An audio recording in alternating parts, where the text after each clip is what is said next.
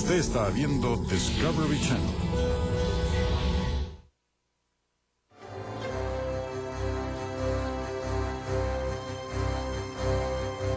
Por primera vez en la historia, científicos y espeleobuzos mexicanos, contando con la más moderna tecnología, llegan a explorar algunos de los sitios menos conocidos del planeta en la península de Yucatán, en el sureste de México. En busca de vestigios de las antiguas culturas y del pasado mesoamericano, investigadores, exploradores y buzos penetran las entrañas de la Tierra, sumergiéndose en las profundidades de los cenotes. En estas formaciones geológicas se esconden rastros arqueológicos, antropológicos y evidencias que demuestran la presencia humana miles de años antes de lo que hasta ahora se creía.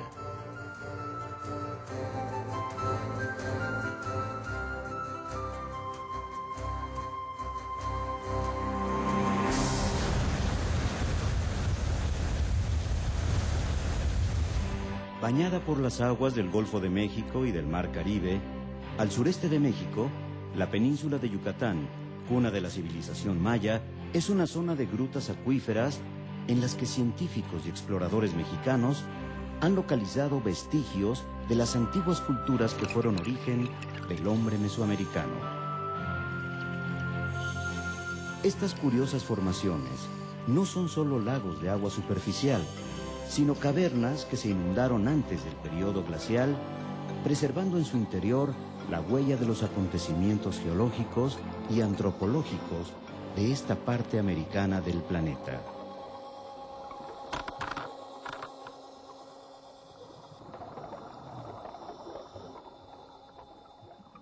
Estos cuerpos de agua, verdaderos caprichos de la naturaleza, han permanecido en la oscuridad por miles de años, hasta que científicos y espeleobuzos mexicanos pudieron penetrar en sus profundidades con sofisticados y modernos equipos de buceo, iluminación y video.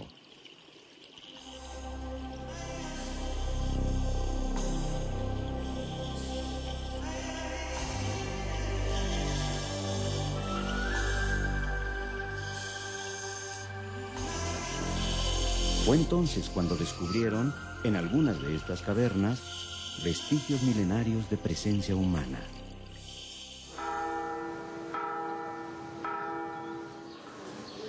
La información inicial sobre estos hallazgos fue facilitada por exploradores y aficionados de la región que reportaron sus descubrimientos al Instituto Nacional de Antropología e Historia de México, donde ahora se prepara la primera expedición científica integrada por los más destacados expertos mexicanos.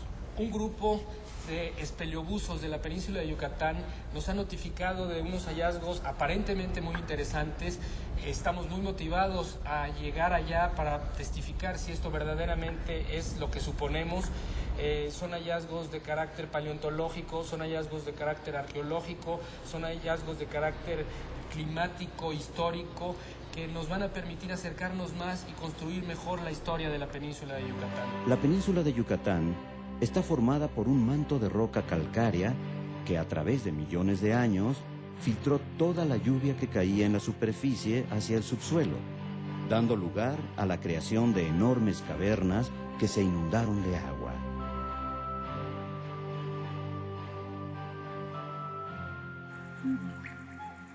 Durante miles de años, el agua continuó filtrándose gota a gota, formando estalactitas y estalagmitas. Al concluir el periodo glacial, el nivel del agua continuó ascendiendo. Con el paso del tiempo, la roca calcárea en la superficie se ha seguido debilitando hasta derrumbarse al interior de la cueva. Los mayas llamaron a estas formaciones cenotes y los consideraron sitios sagrados, habitáculo de sus dioses y sus antepasados. Es un patrimonio que es tan importante como el que existe en tierra porque puede darnos un cúmulo de información que nos va a enriquecer muchísimo las investigaciones.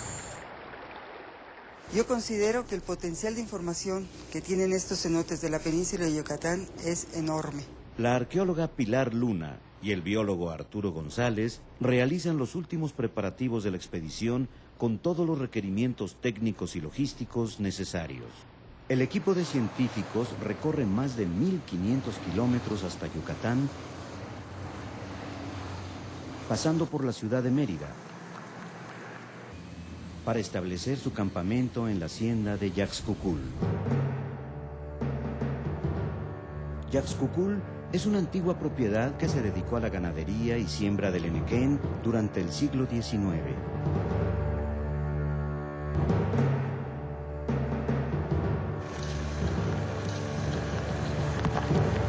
Sus propietarios construyeron una capilla a solo unos cuantos metros de lo que creyeron era un pozo de agua natural.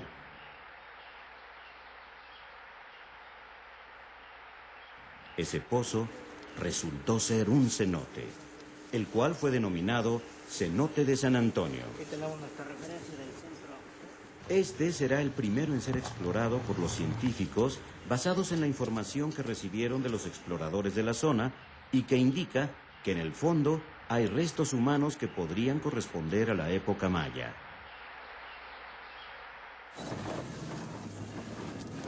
Una vez en el lugar, se descarga el equipo y el campamento se establece antes de que caiga la noche. Ok, ahí va.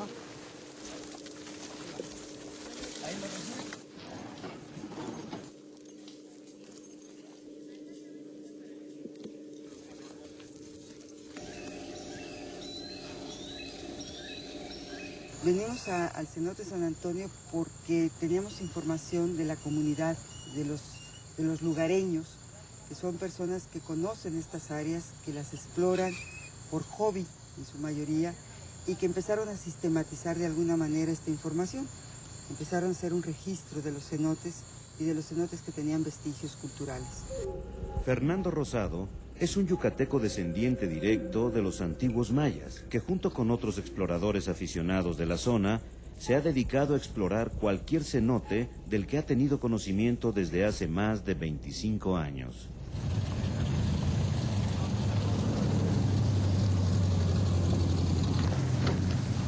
El gobierno estatal de Yucatán creó un programa intensivo de localización de cenotes en su estado, gracias al cual Fernando y un reducido grupo de exploradores yucatecos se han dedicado a estudiar su cultura y han podido localizar en los últimos años más de 2.000 cenotes en un área aproximada de 10.000 kilómetros cuadrados del estado de Yucatán.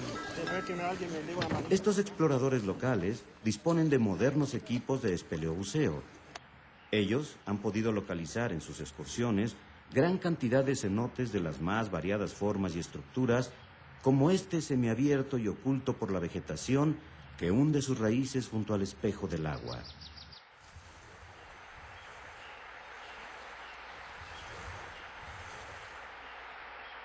Pero para los exploradores como Fernando, que en su afán por encontrar vestigios del patrimonio cultural de la región desafían las creencias y supersticiones locales, los cenotes siguen siendo lugares misteriosos, de respeto y de temor. Mis padres y mi abuela sobre todo mi abuela, me decía que yo le tuviera temor a los cenotes. Para Fernando Rosado, como para sus antiguos ancestros mayas, los cenotes siguen siendo sitios sagrados donde se realizaban ofrendas a sus dioses. O sea, había miedo tremendo.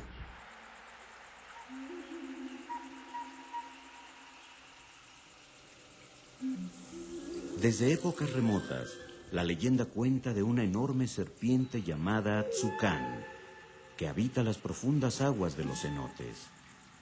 Esta leyenda vive todavía hoy entre los descendientes actuales de los mayas, que a pesar de vivir ya en una sociedad moderna y habituados a la mezcla cultural contemporánea, aún creen que la serpiente Tzucán se manifiesta de diferentes maneras para proteger los cenotes de quienes pretenden saquearlos o profanarlos. Don Goyo y su mujer, los más ancianos de la comunidad, lo saben bien.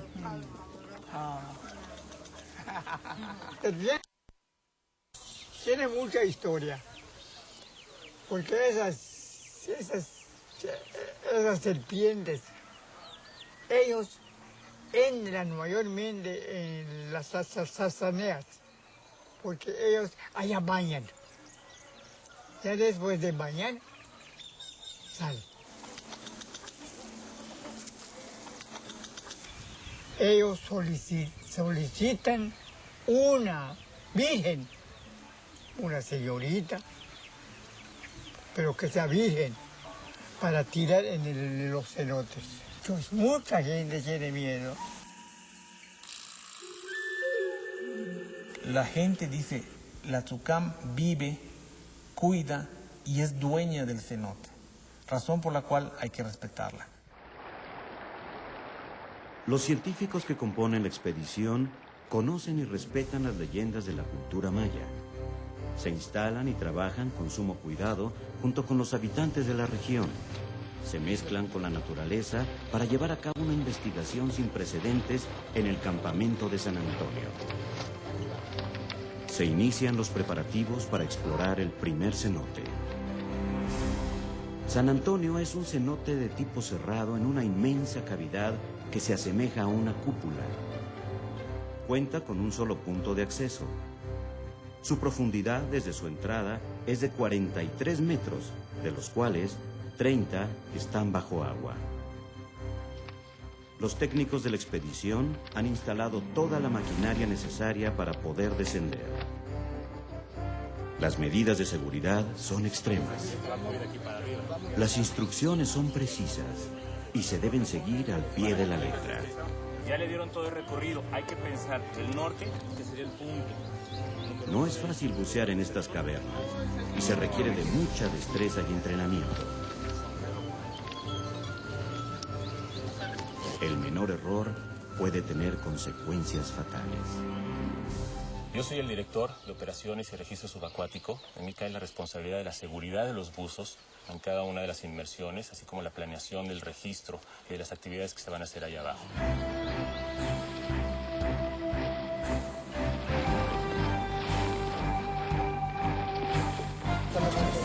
A ver, vamos a ver quién sopla. Entre todo el equipo, habrá que bajar también una balsa para que sirva de apoyo.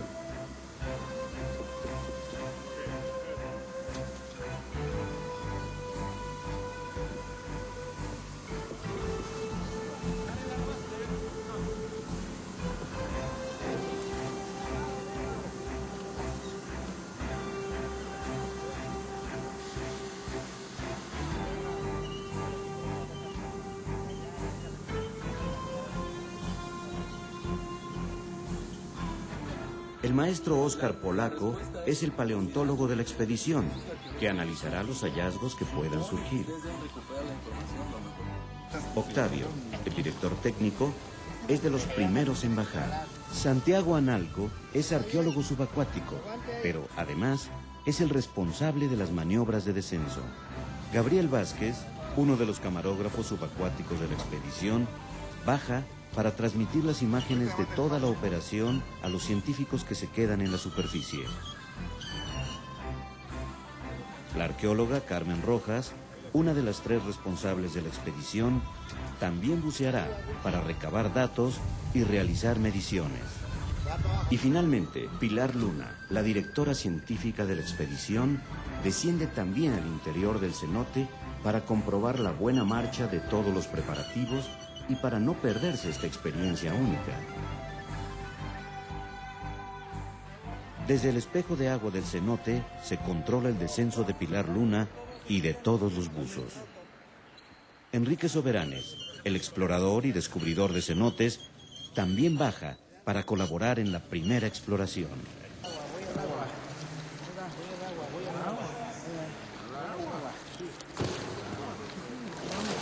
¡Dale! ¡Arriba! ¡Winche! Una retícula metálica servirá para situar y marcar cualquier hallazgo. Alejandro Vázquez, coordinador operativo y director fílmico de la expedición, captará con sus cámaras todo lo que vaya a suceder. Cuando todo está preparado para la inmersión, Pilar Luna se despide de los espeleobuzos. Sí, estoy de acuerdo, Santa. Yo creo que ahorita que baje el equipo de Enrique... ¿Enrique no ha bajado? Sí, Enrique está aquí abajo.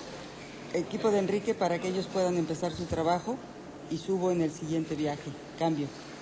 Pilar, con el equipo de científicos, supervisará la exploración subacuática desde su puesto de control en la superficie. Gracias por todo a todos. Mucho gusto a los que no conocía. Cuídense. Las cámaras están listas. Los buzos se preparan. Se da la orden de inmersión.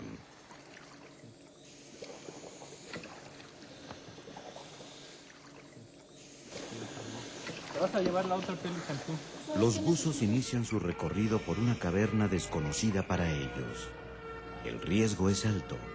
No saben con qué se puedan encontrar, ni las dificultades a las que se puedan enfrentar para el regreso.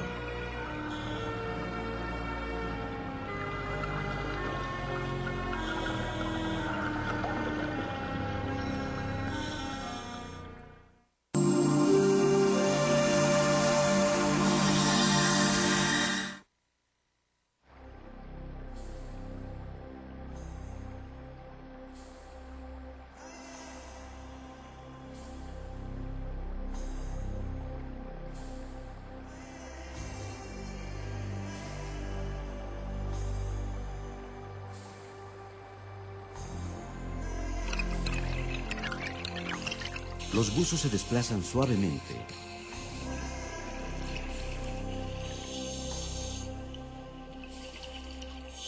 Sus lámparas iluminan por primera vez la oscuridad milenaria del cenote. No han avanzado mucho cuando de repente en el fondo surgen restos de osamentas humanas. Una gran cantidad de huesos están dispersos a lo largo y ancho del fondo del cenote sin ninguna explicación aparente.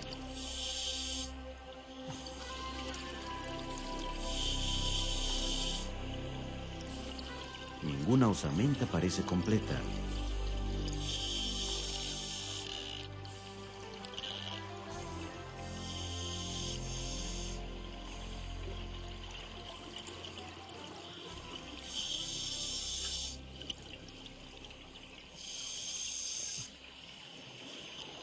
Y misteriosamente predominan los cráneos. En superficie, el equipo de científicos sigue la exploración a través de monitores de televisión. A ver si podemos enfocar los dientes, Edgar, los dientes de la mandíbula con más acercamiento y más detalle. Cambio.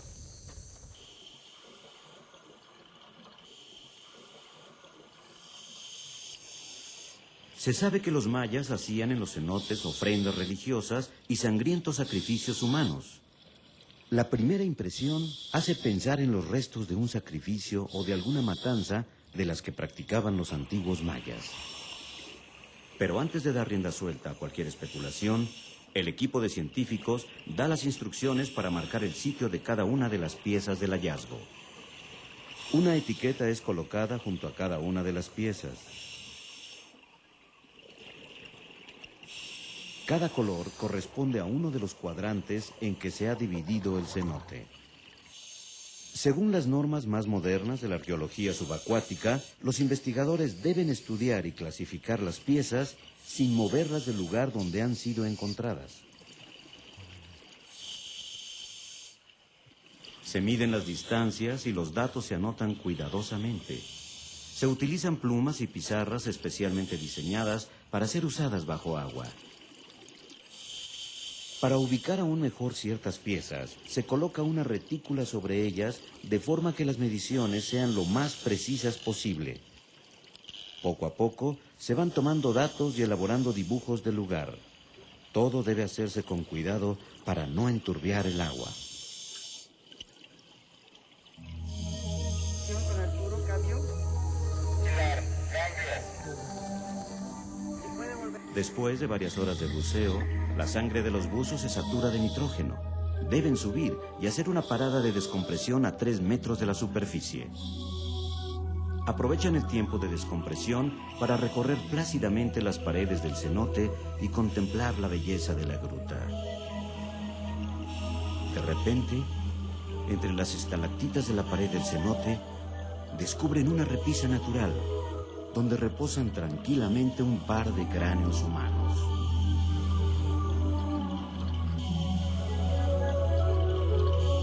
Dos cráneos perfectamente colocados mirando hacia el centro de la cavidad del cenote. A primera vista, parece que han sido colocados ahí intencionalmente. En ese momento, los buzos no podían imaginar que este hallazgo sería uno de los mayores misterios del cenote de San Antonio.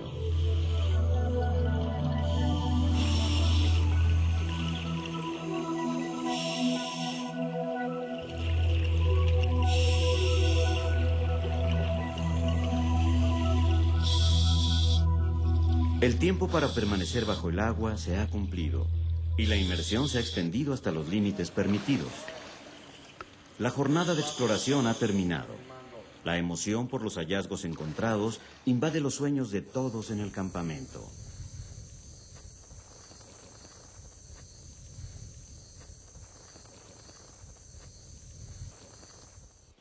Al día siguiente, la Junta de Científicos se reúne para empezar a estudiar los hallazgos del cenote de San Antonio y poder determinar el significado de tal cantidad de osamentas dispersas.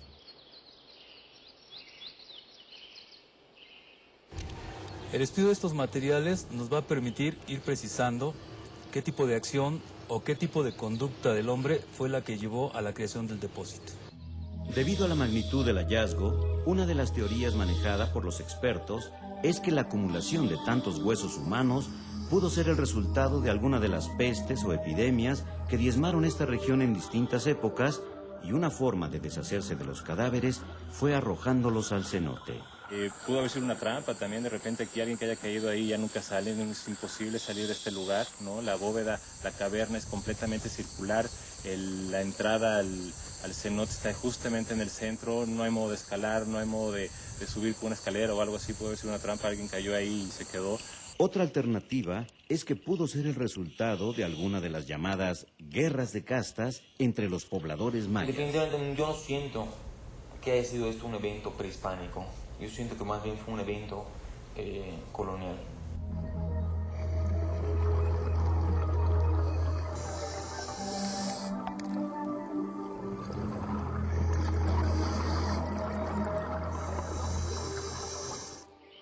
Con el estudio de los huesos, una de las cosas que vamos a intentar responder es si el contexto del cenote y los materiales que están en el interior se depositaron de manera natural o de manera cultural. Esto quiere decir si fueron depositados por el hombre. El hallazgo de los dos cráneos solitarios plantea dificultades para poder obtener conclusiones. ¿Cómo estudiarlos y cómo determinar algo preciso sobre su origen y el porqué de su ubicación? Aquí tenemos unos cráneos, en otro sitio por acá tenemos unos esqueletos, por ejemplo, unos huesos largos. Entonces, lo que tenemos que hacer es buscar tener una visión general de toda esta pared y hacer el registro sin que podamos llegar a tener problemas cuando... Los técnicos deciden preparar una gran retícula y bajarla hasta la pared del cenote, colocándola verticalmente junto a la repisa natural de la estalactita para poder determinar la posición de los cráneos con respecto a su entorno.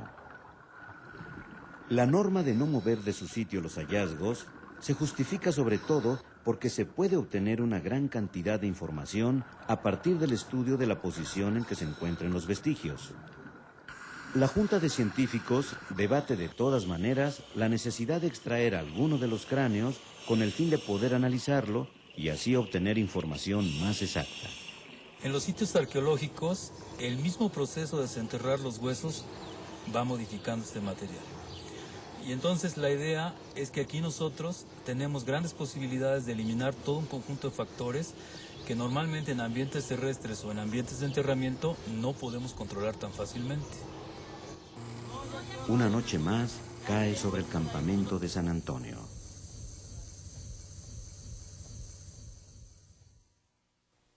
Al día siguiente, un equipo de buzos y exploradores llegan a otros cenotes de la zona. Fernando Rosado, Enrique Soberanes y Raúl Vázquez, los exploradores yucatecos, se encargan de llevar a un grupo de científicos al cenote de Papacal. Enrique es uno de los descubridores del lugar. Este cenote es el Papacal. ¿Y por qué se llama Papacal? Ignóralo, no, la lengua maya. Solo él y sus compañeros conocen el camino subacuático hasta el fondo de esta gruta, donde puede haber piezas de interés.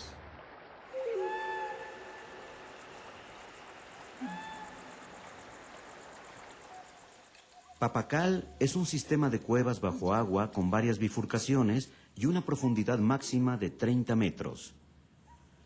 Cuando los exploradores iniciaron los trabajos para elaborar este gráfico, en el que vemos el recorrido que harán los espeleobusos, descubrieron que al fondo existía una pequeña cueva. Para llegar a ella, deben hacer un recorrido de más de 100 metros de penetración horizontal. Los buzos inician la inmersión.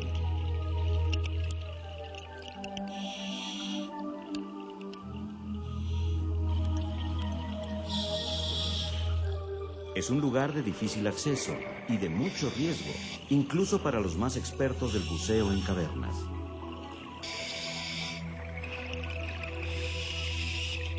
Previamente se ha colocado una cuerda que les indicará el camino. Es la llamada línea de vida, que les permitirá encontrar el camino de regreso.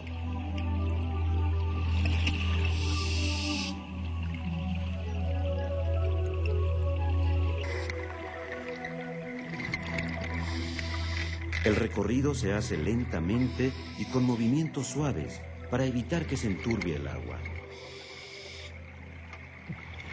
Un movimiento en falso podría ser peligroso para los buzos, ya que perderían por completo la visibilidad y su sentido de ubicación.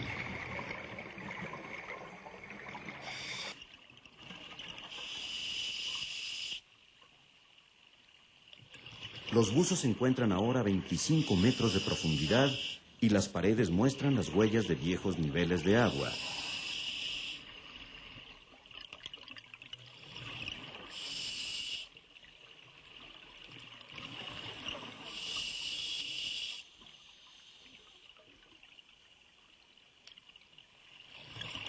A unos cuantos metros aparece el primer objeto. Se trata de un hueso. Lo observan cuidadosamente, pero continúan el recorrido.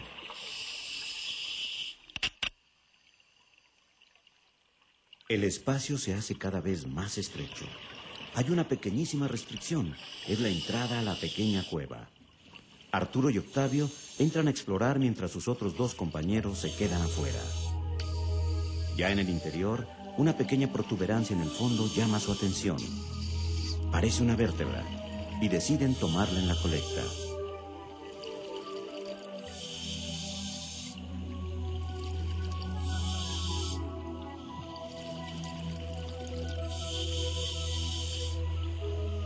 A medida que avanzan y debido a la estrechez del pasaje, el agua se enturbia.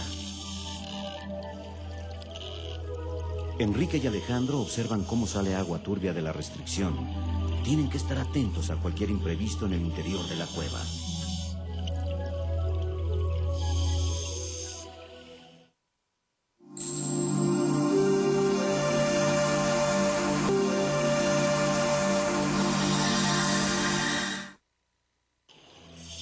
La colecta continúa.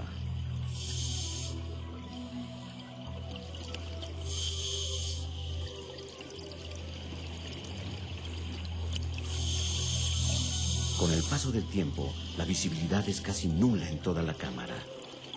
Las reglas de seguridad del buceo en cuevas ordenan que se debe suspender un buceo en estas condiciones. El riesgo se hace cada vez mayor.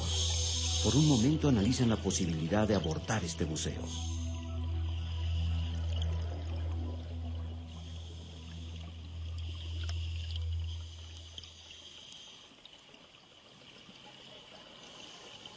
Afuera, al ver la dificultad, Enrique con su lámpara se ubica a la entrada de la cueva, iluminando hacia el interior, para que aún con el agua turbia, sus compañeros puedan ver un resplandor que les indique la salida. Será como la luz de vida. A pesar de las condiciones, deben ser muy minuciosos, y anotar bien todos los datos de su colecta. Las medidas y dibujos son muy importantes para reconstruir la posición en que se encontraba cada pieza. Las condiciones son extremas y no pueden permanecer más tiempo ahí. Cuando están a punto de terminar, hacen un último hallazgo.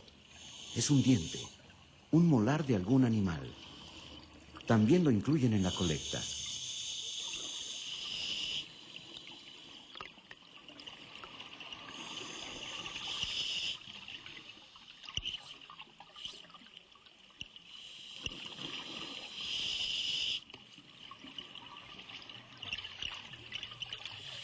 Finalmente terminan la exploración de esta cueva y emprenden el camino de regreso.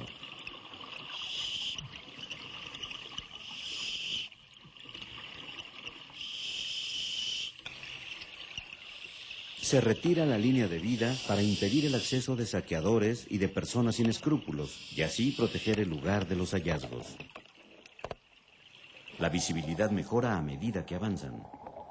Con el agua clara, su regreso ya no tiene ningún inconveniente. Al llegar cerca de la superficie, las muestras se guardan con cuidado de no alterarlas para llevarlas al laboratorio del campamento. Una vez ahí, el paleontólogo Óscar Polaco da su primer veredicto acerca de lo encontrado. ¿Cómo les fue? Buenas noches. A primera vista, según el paleontólogo de la expedición, estos huesos corresponden a un camélido, probablemente del mismo camélido al que pertenecieron estos molares. Pero no creo que sea una llama, es bastante grande el diente.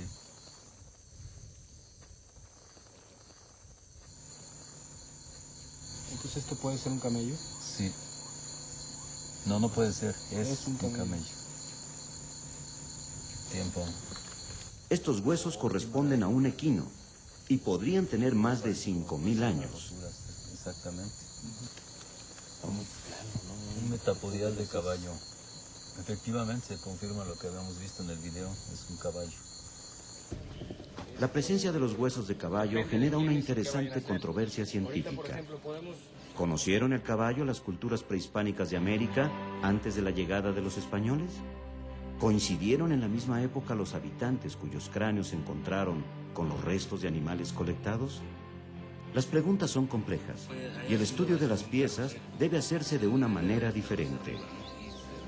La Junta de Científicos decide que se extraiga uno de los cráneos del cenote de San Antonio para que sea analizado y poder fecharlo. Los espeleobuzos entran en acción. Hay que colectar uno de los cráneos. La retícula y las grabaciones en video han servido para no perder ningún detalle de su posición. La colecta de estas piezas tan valiosas y frágiles se hace con sumo cuidado. Deben ser transportadas sin que ningún movimiento o roce pueda afectar la información que los científicos tendrán que analizar.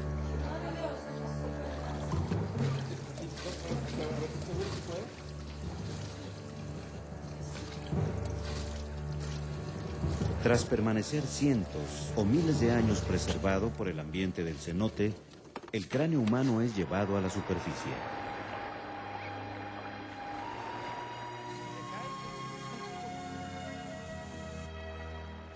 Una vez en el laboratorio del campamento, los científicos estudian y determinan su origen.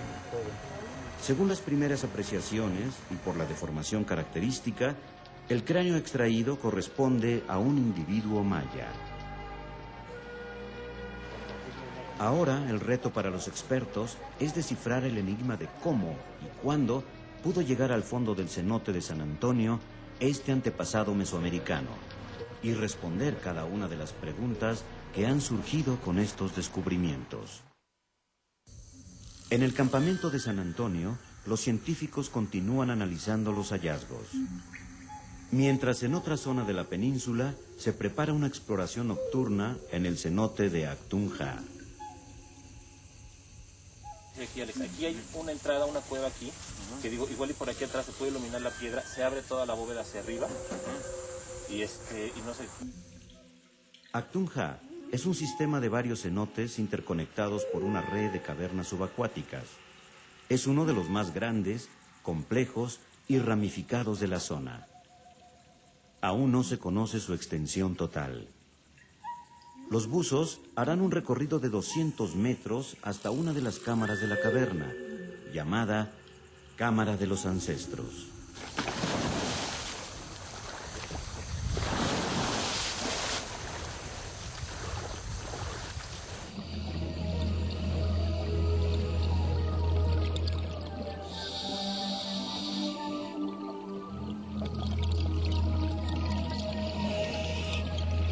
Con cuevas completamente inundadas, se dice que existen evidencias milenarias de presencia humana a más de 30 metros de profundidad. El acceso es muy complicado y peligroso. Solo aquellos buzos con mucha experiencia pueden hacer este tipo de recorridos. Se sabe que muchos han perdido la vida buceando en sistemas tan complejos como este.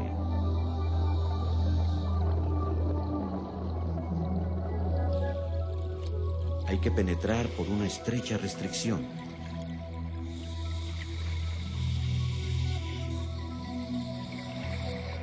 Al cruzar por el angosto paso, las aguas se enturbian dificultando la visibilidad. Este fenómeno se llama haloclina y se produce cuando aguas de distinta densidad se mezclan. Al rebasar la restricción, las aguas vuelven a ser claras y cristalinas. Han llegado a la Cámara de los Ancestros.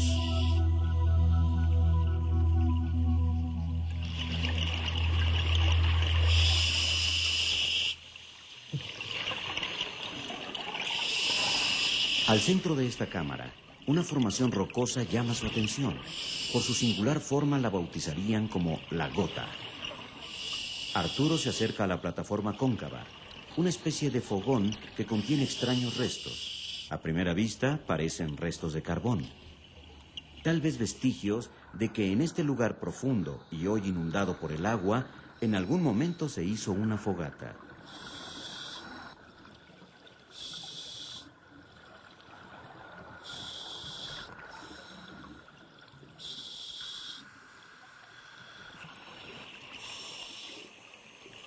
La Cámara de los Ancestros es un espacio muy amplio. Y más allá de esta formación rocosa ubicada en el centro, se observan otras formaciones. ¿Pudieron habitar en esta cueva seres humanos? Octavio recorre el resto de la cueva y encuentra otros nichos con carbón. Hace la colecta de las muestras antes de que se le agote el tiempo y el aire. Es hora de iniciar el regreso. La restricción es como una puerta mágica que los transportó al pasado. De repente, entre la oscuridad, surge una oscilante figura que los hace recordar la leyenda maya de la serpiente Tzukán, guardiana de los cenotes.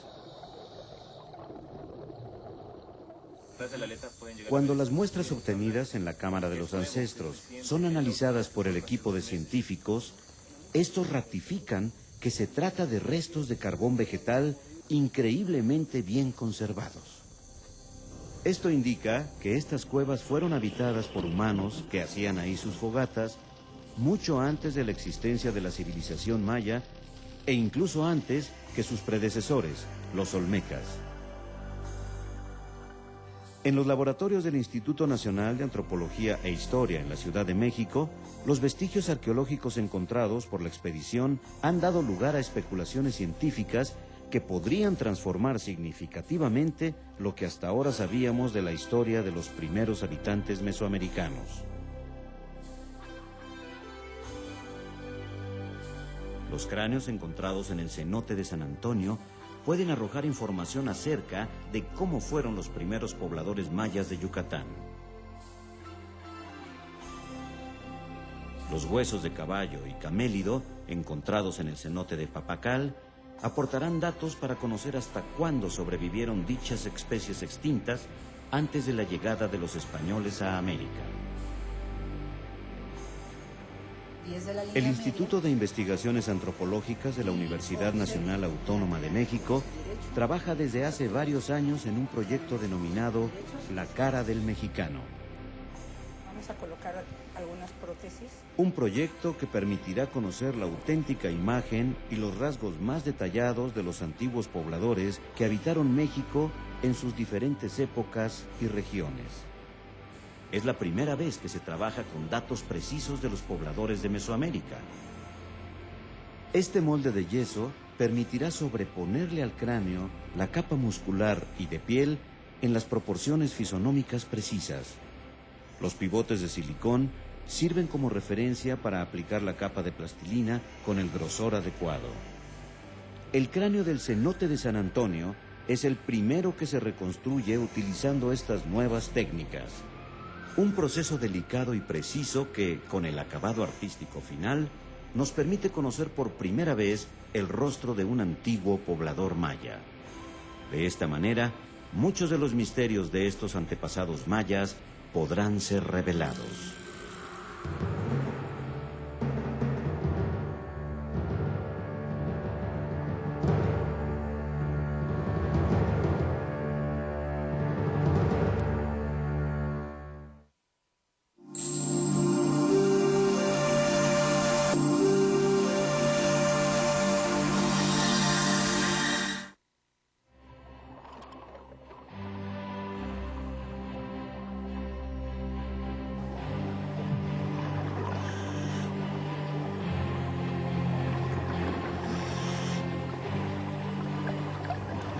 La expedición científica del Instituto Nacional de Antropología e Historia de México, instalada en la hacienda de Yaxcucul, ha encontrado en sus exploraciones elementos que revelan la presencia en la zona de grupos humanos y de fauna de épocas anteriores a la cultura maya. Es la confirmación de algo que se venía planteando desde finales del siglo XIX, y es la existencia de fauna fósil.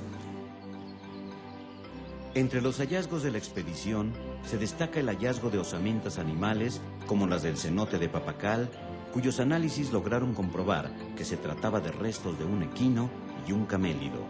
En los laboratorios de arqueozoología del INAH se pudo verificar este dato con análisis taxonómicos, confirmando que los huesos del equino pertenecieron a una antigua especie de caballo americano extinto hace unos 12.000 años. Los científicos ahora especulan sobre la posibilidad de que una especie ancestral de los caballos haya logrado sobrevivir miles de años después. El análisis de estas piezas puede ser la clave para descifrar el enigma sobre la fecha exacta de la desaparición del caballo americano del Pleistoceno. Gracias a las nuevas tecnologías del programa La Cara del Mexicano, se realizó la reconstrucción facial del cráneo extraído del cenote de San Antonio. De esta manera, se logró reconstruir por primera vez el rostro de un maya.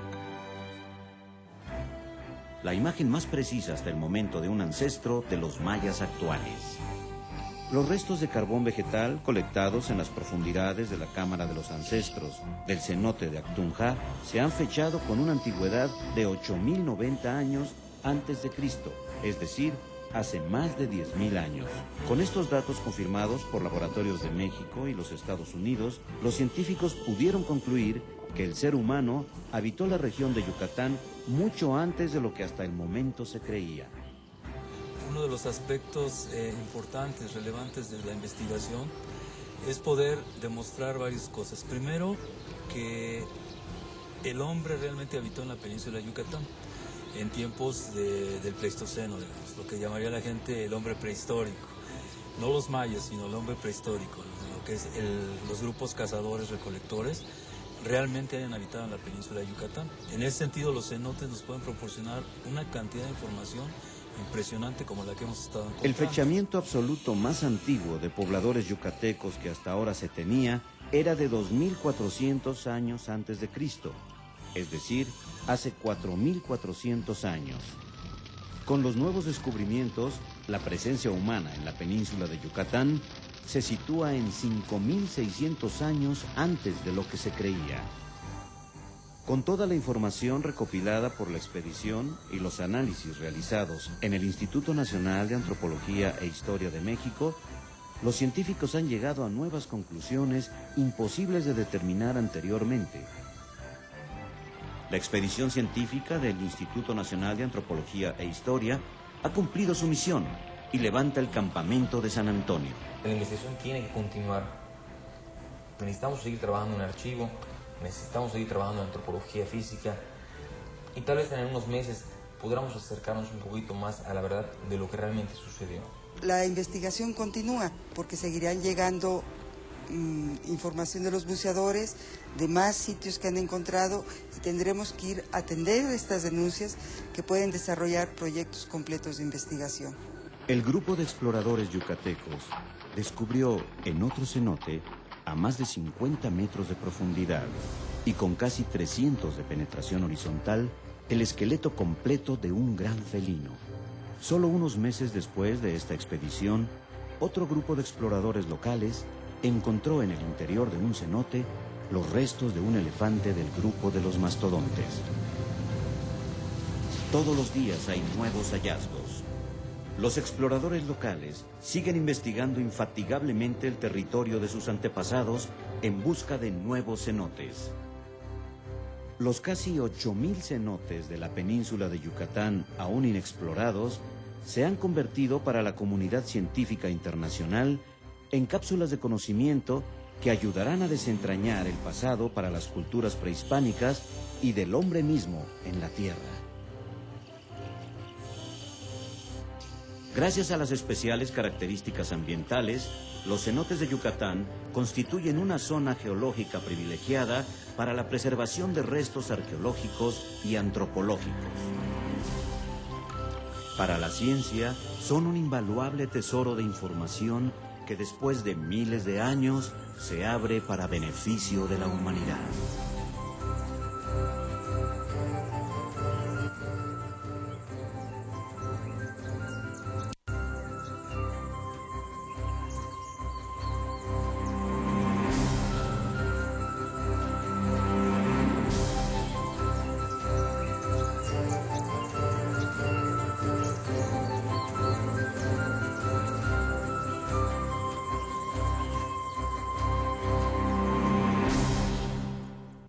Un falso mesías